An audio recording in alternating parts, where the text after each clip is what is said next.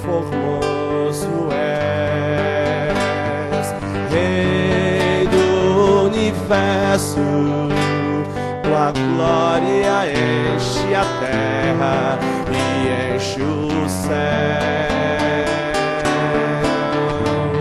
Tua glória enche a terra, sua glória enche os céus.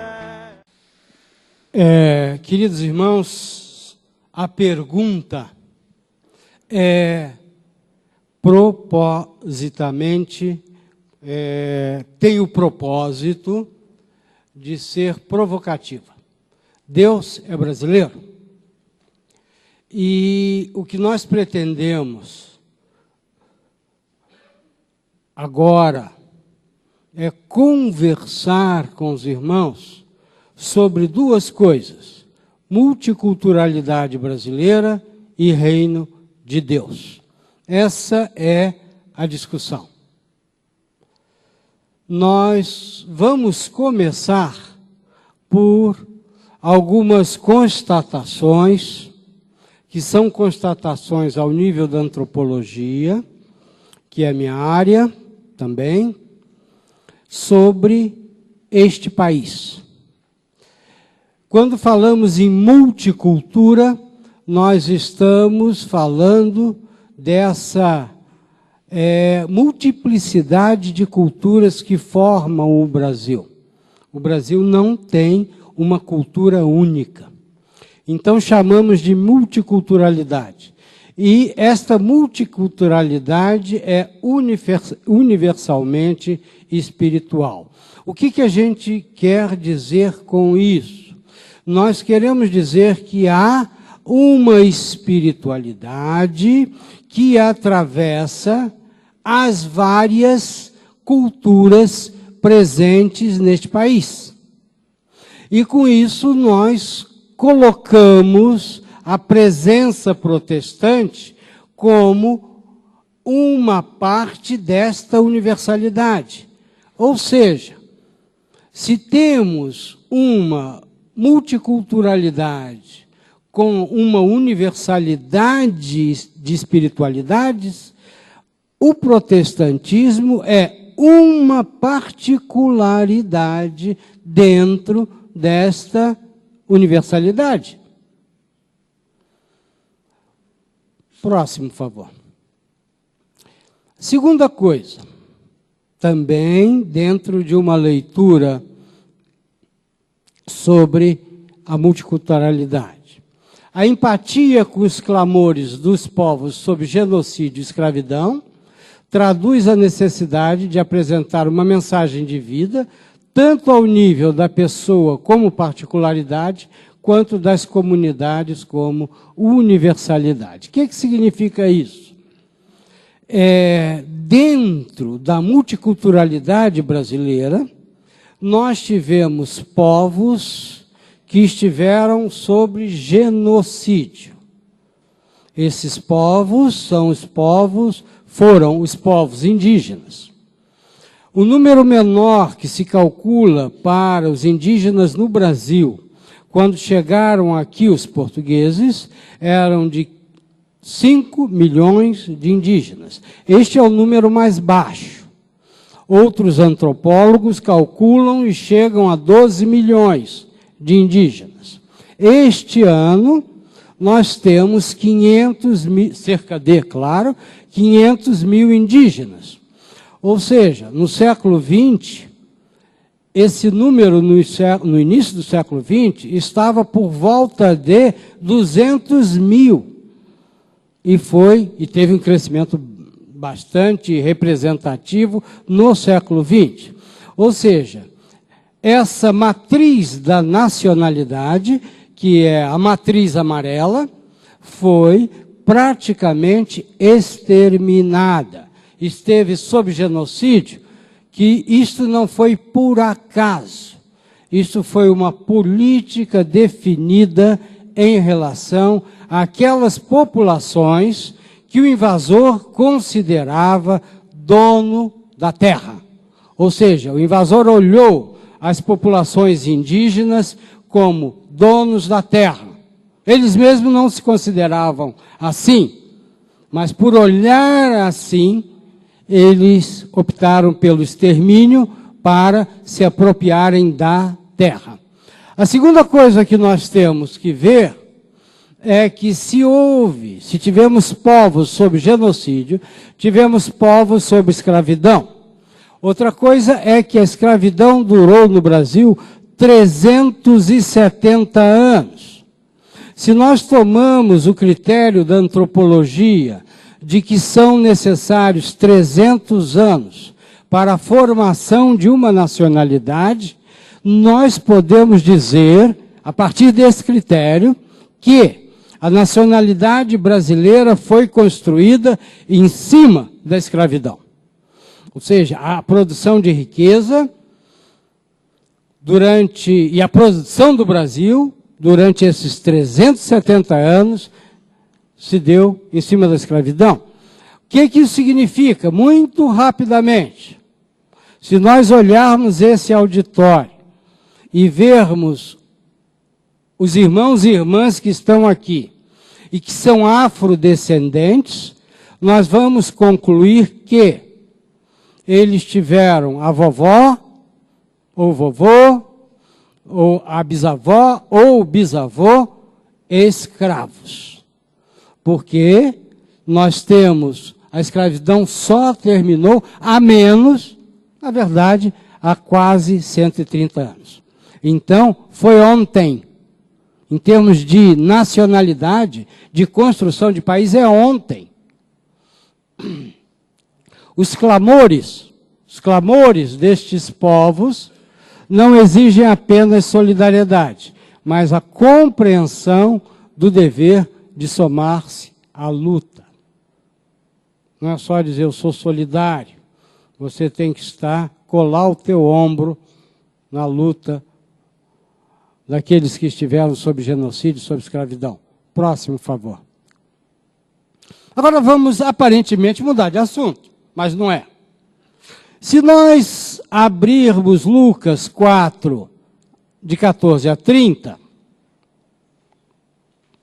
nós vamos ver que Jesus apresenta na sinagoga de Nazaré aquilo que seria o programa dele. Os irmãos podem ler com calma, depois.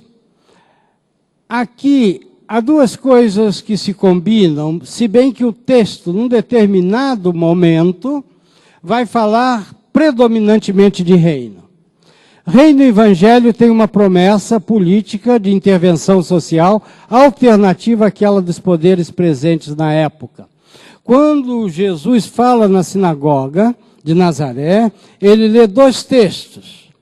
Um é Isaías 61, 1 e 2, e o outro é Isaías 58, 6. É interessante, não é? Os especialistas discutem. Jesus leu os dois textos, ou isso já foi uma compreensão de Lucas? Não importa, está na Bíblia, é revelação. Mas é muito interessante que Jesus estava falando, ao citar esse texto, o texto base que gerou os dois textos de Isaías.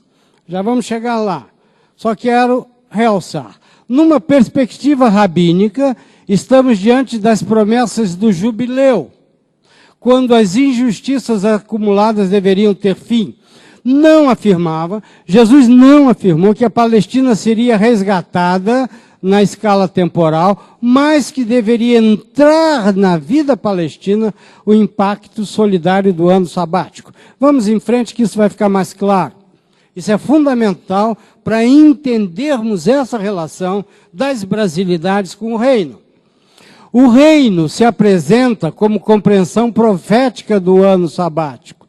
Quando Jesus cita Isaías, Isaías está nesses dois textos fazendo referência a Levítico 25:1 a Levítico 26:2.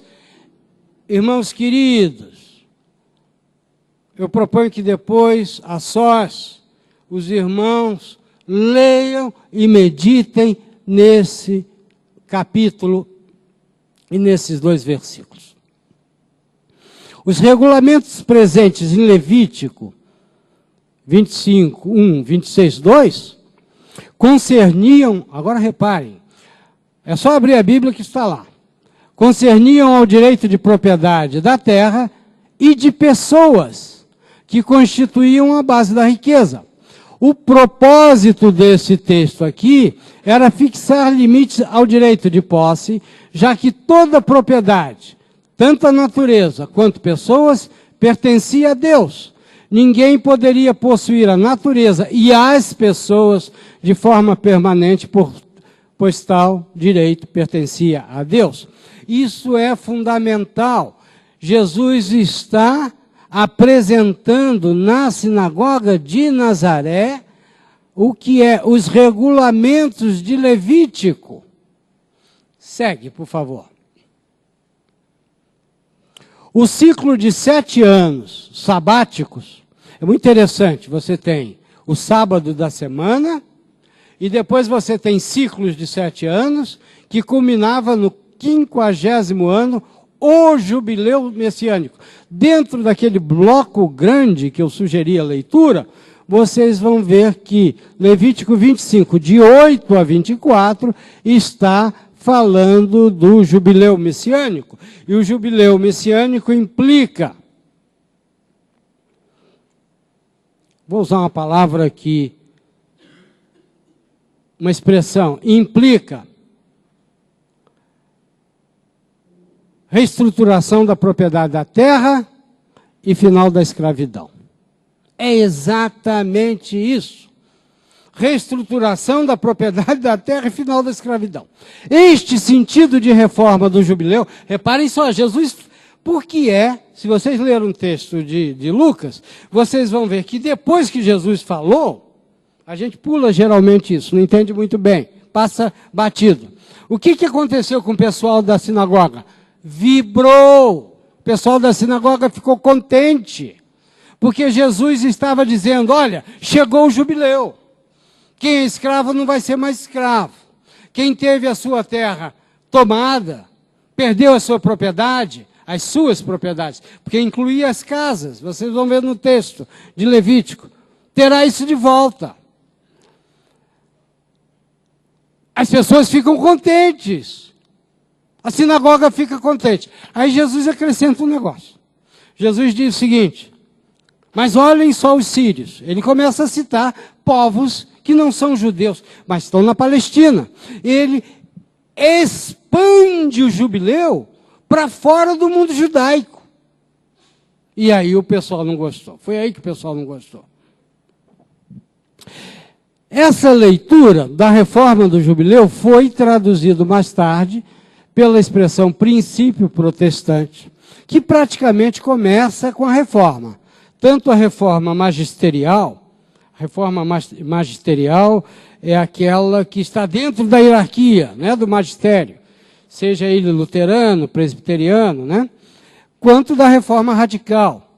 E o princípio protestante é o seguinte, são 2 coisas. Combate à situação limite. O que é combate à situação limite? É combate a toda aquela situação que ameaça o sentido da vida. O sentido da vida.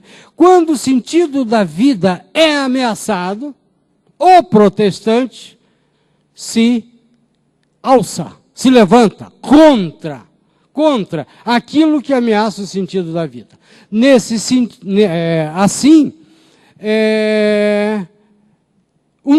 Uma ameaça ao sentido da vida e à própria vida no Brasil foi o genocídio. Outra ameaça foi a escravidão.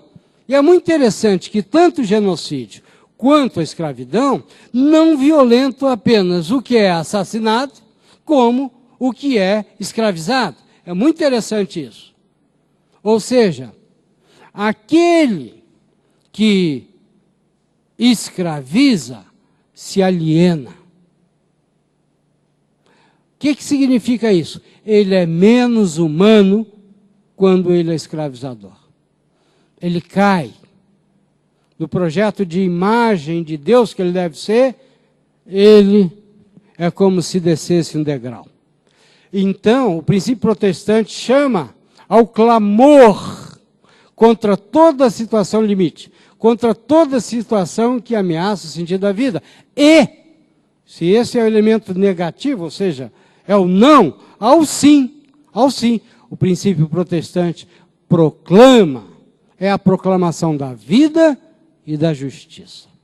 Segue, por favor. A partir da ótica do reino de Deus, a corrupção da situação humana, vimos aqui agora tipos de corrupção, tem raízes mais profundas do que as encontradas nas estruturas históricas. Estão encravadas no coração humano. Por isso, também é tarefa trazer à tona as questões decisivas da sociedade.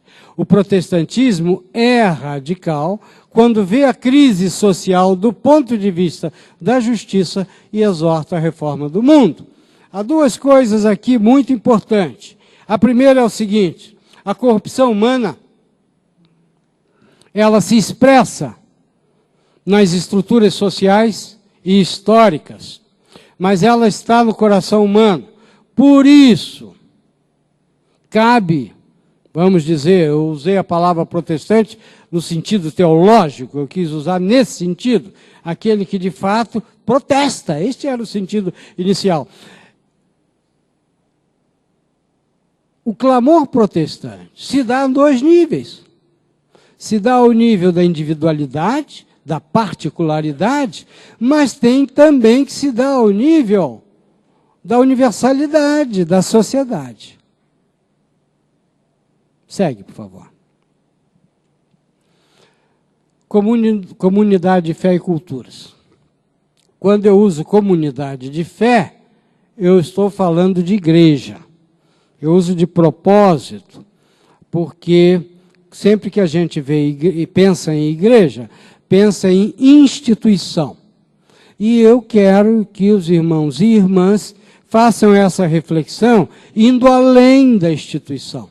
Há pequenas comunidades de fé por esse país afora que têm apenas um nome, às vezes um nome estranho, sem nenhum registro em lugar nenhum. É uma comunidade de fé. São funções da comunidade de fé proclamar o reino e comunicar as boas notícias. Reino e evangelho andam juntos. Dar as boas notícias apenas significa obscurecer o reconhecimento do reino. Segue, por favor. Então, o que é que responde ao desafio? O que é que possibilita esta correlação, este caminhar juntos de proclamação do reino e o anúncio das boas novas? É exatamente a justiça. A missão de justiça, paz e alegria, diante da multiculturalidade brasileira, é fundamental para que a praxis das comunidades de fé. Reparem só, essa vai ser uma definição simples de reino. O reino é justiça, paz e alegria. É muito engraçado, porque às vezes a gente esquece o conteúdo alegria. Vamos ver isso daqui a pouco também. Verdade e justiça precisam andar juntas. Segue, por favor. Deus é brasileiro. Estamos chegando à conclusão e nós vamos conversar. A multiculturalidade brasileira é simples e pobre. Isso é importantíssimo, pessoal. Nós temos hoje no Brasil, com todas as medidas sociais, etc., 52 milhões de pessoas que estão abaixo da linha de pobreza. Isso significa que 52 milhões de pessoas vivem com menos de um salário mínimo. Abaixo da linha de pobreza quer dizer, não chega ao salário mínimo a renda mensal dessas pessoas. Se vocês abrirem uma revista muito boa que tem aí na pasta de vocês, a revista Soma, Tem um artigo de um pastor, se eu não me engano, estou falando de memória, eu li no primeiro dia o artigo, fala sobre as populações, se eu não me engano, do Piauí, e mostra que lá existem famílias que vivem com R$60 por mês. A população, e quando eu falei abaixo da linha de pobreza e eu dei 52 milhões de pessoas, eu não falei daqueles que vivem um pouquinho melhor. Ou seja, abaixo da linha de pobreza nós chamamos tecnicamente de miseráveis. E eu não falei da população pobre, né? Então, essa multiculturalidade, ela é simples, pobre. Ela busca o quê? Justiça. E, queridos irmãos e irmãs, justiça aqui não é, com todo respeito à teologia, não é uma abstração teológica. É mesmo. Ao falar de justiça, nós estamos falando de algo concreto. Ela busca sobreviver com condições dignas. Condições dignas é ter duas, não vou dizer nem 3 refeições por dia. É ter um teto. É ter uma roupa para cobrir o corpo. Ela busca justiça mesmo. Ela busca paz. Não é? Nós temos vários irmãos do Rio de Janeiro, eu também sou carioca. Pensem nos irmãos que estão nas favelas. A paz aqui não é uma abstração, não é uma música, é estar dentro de casa e não ser baleado. E a alegria é fundamental, porque a tristeza mata, produz doenças. Justiça, paz e alegria fazem parte do reino. Mas, se busca justiça, paz e alegria, busca transcendência. Vocês conhecem um brasileiro? Eu faço uma experiência, na experiência eu tenho esse costume. Quando alguém conta uma coisa triste para mim, conta um problema, e eu não conheço a pessoa, isso às vezes acontece na condução, você tem uma pessoa do teu lado e ela está passando por um momento difícil e ela se abre contigo. Isso é muito brasileiro. Se abre contigo. Sabe o que eu faço? No ônibus. Já fiz até em avião. Eu digo assim, eu posso rezar com o senhor ou com a senhora? Posso rezar? Posso pedir a Deus que dê uma modificada desse problema? Queridos irmãos, nunca ouvi um não. O olho arregala. Mas eu usei a linguagem do país. Posso rezar? Claro que eu peço ao Deus Todo-Poderoso em nome de Jesus. Isso é brasileiro. Ninguém escapa disso. O ser humano tem um destino presente, que constitui uma dimensão da natureza do humano. Destino significa dom, propósito, alvo. Uma tarefa da comunidade de fé é mostrar que o ser humano tem um destino e esse destino se trata de um destino elevado. Diante desta, primeiro, busca do reino. Diante dessa busca do reino, diante dessa busca da transcendência, nós temos uma tarefa da comunidade de fé. Segue, por favor.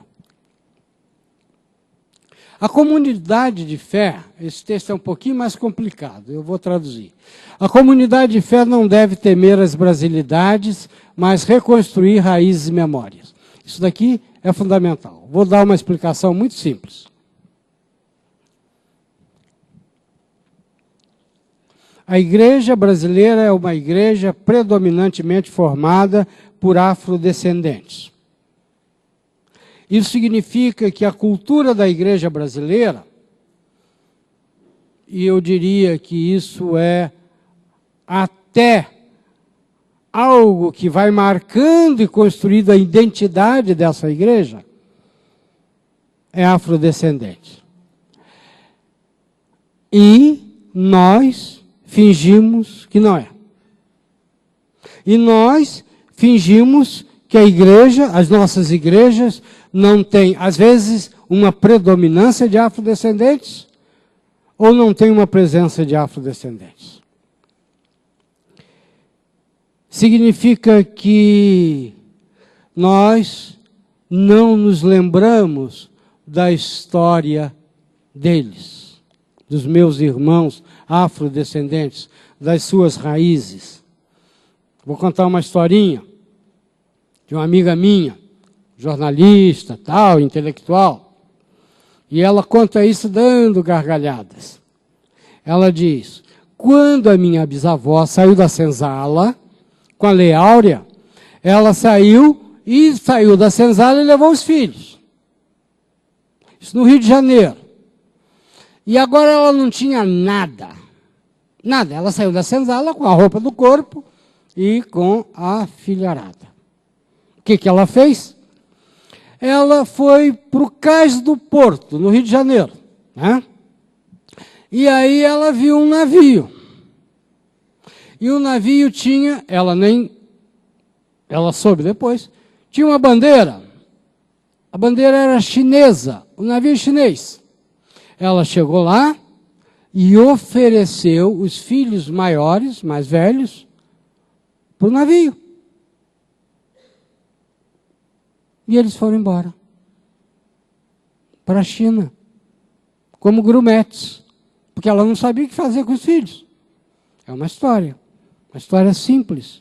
Mas é uma história que faz parte da minha história. É uma história que faz parte da tua história. Faz parte da tua igreja. Você nunca parou para pensar essas histórias. É uma tarefa muito importante reconstruir raízes e memórias. Vou dar um exemplo, é uma sugestão. Estou diante de pastores, colegas, seminaristas, futuros pastores. Vocês sabem qual é o dia da consciência negra? Quem sabe? Fala, por favor. Alto?